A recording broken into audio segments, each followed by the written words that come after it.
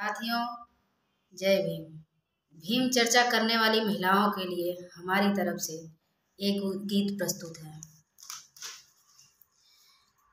हे बहुजन जब ले तू पढ़बा ना किताब, न दुखवा तुहरे कम होई।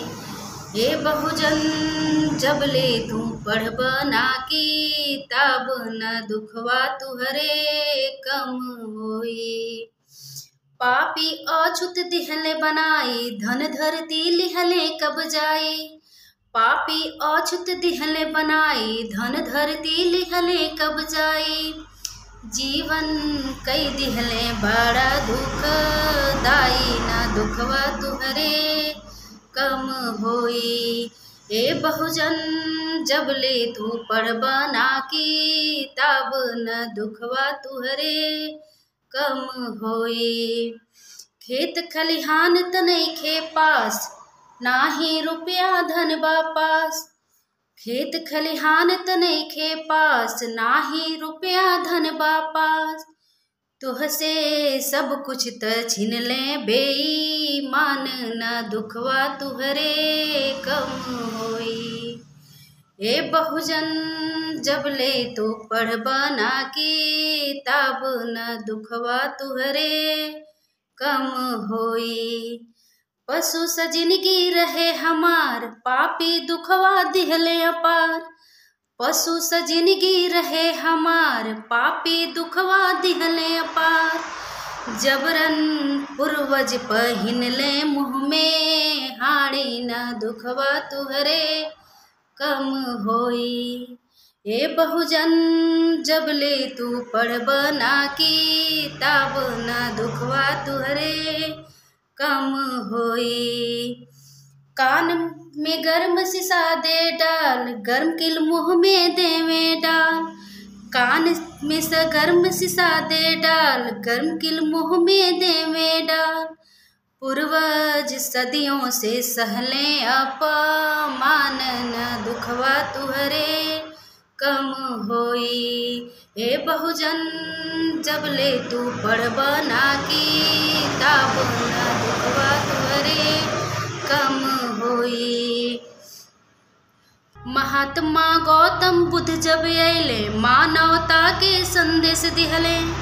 महात्मा गौतम बुद्ध जब अइले, मानवता का संदेश दिहले। तबो पपियन के खुलल ना दिमाग, न दुखवा तुहरे कम होई। ए बहुजन जब ले तू पढ़बा ना किताब, न दुखवा तुहरे कम होई। संत महात्मा संघर्ष कैले, केतने आपन जान गवैले। संत महात्मा संघर्ष कैले, केतने आपन जान गवैले। तब जा पैनी जा जिए के अधिकार, न दुखवा तुहरे कम होई। ए बहुजन जब ले तू पढ़बा ना किताब, न दुखवा तुहरे कम होई। बाबा भीमराव जब अइले, पापी 10 को तक तरसैले। बाबा भीमराव जब अइले, पापी 10 को तक तरसैले।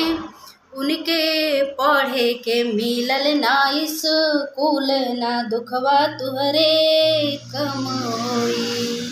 ए बहुजन जब ले तू पढ़बा ना किताब, न दुखवा तुहरे कम होई।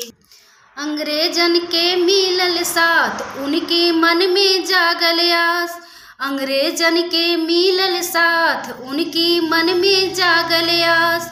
गैले पढ़े विदेशवा धुआं धार, न दुखवा तुहरे कम होई। ए बहुजन जब ले तू पढ़बा ना किताब, न दुखवा तुहरे कम होई। बाबा पढ़ के अइले देश, निर्दयी जारी रखले द्वेष। बाबा पढ़ के अइले देश, निर्दयी जारी रखले द्वेष।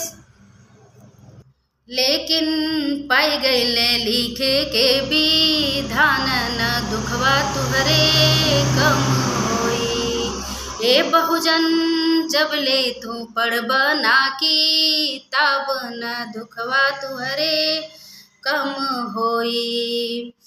लिखले सुंदर संविधान दिहले हमहन के अधिकार।